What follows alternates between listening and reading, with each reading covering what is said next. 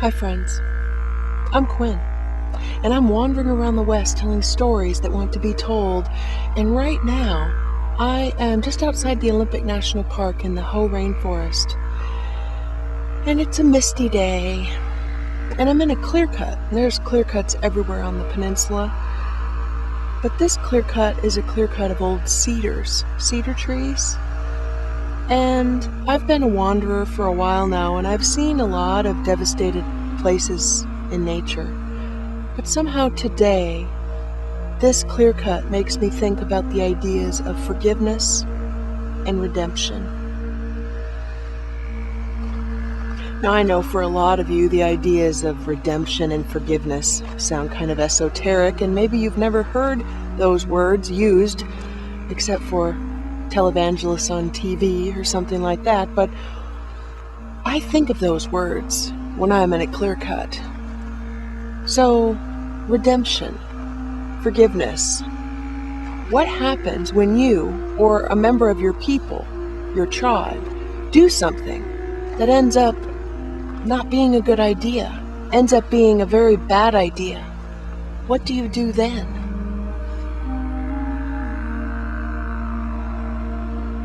So let's say, very generally, to be redeemed is to realize that you've made a mistake and to ask for forgiveness.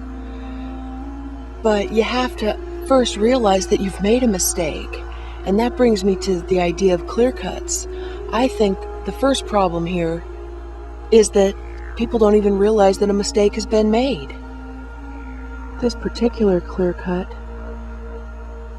is all cedar trees, and what's here now is a tangle of younger trees trying to gain a foothold. But what was here was an intricate gathering of cedars and other trees that had lived here for thousands of years. And of course, there have been Aboriginal people living in this area with the cedar for thousands of years. Some of their names are the Quinault, the Hoh, and the Quileute.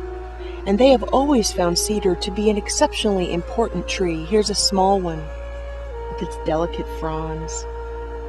They've used it to make baskets, clothes, boxes, houses, so many things. But then, of course, European settlers found their way to the Olympic Peninsula a little over 100 years ago, and everything changed drastically. That brings us to what we would call modern history here.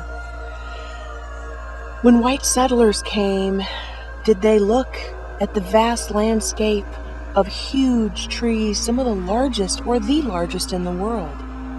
Did they look at these trees and say, what a great gift. We can have such an abundant life here if we learn how to live with the land?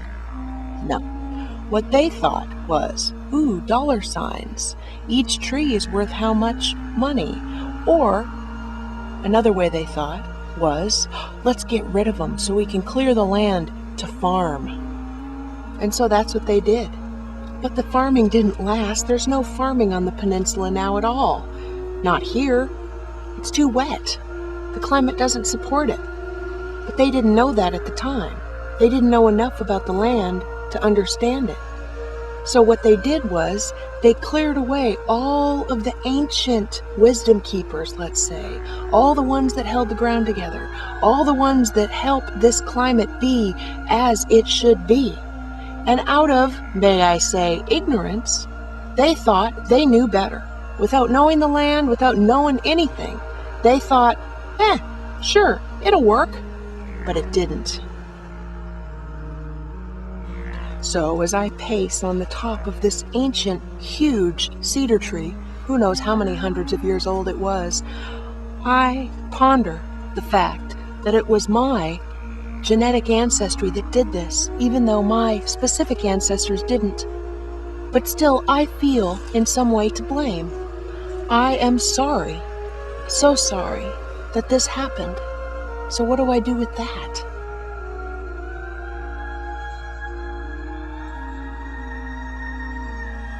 So right now, while we are living in a time of war between nations, we are also experiencing a war against the environment. and I'm standing in the middle of a war of 100 years against the ancient old trees. But what's been done has been done.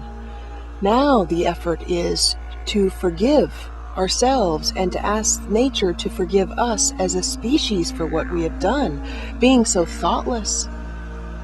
And we can hope that the future generations will see the error of our ways, of our ancestors' ways, and not repeat them. Hopefully they will see the wisdom of having old trees. Oh my God, look at this one. This is the biggest one I've ever seen.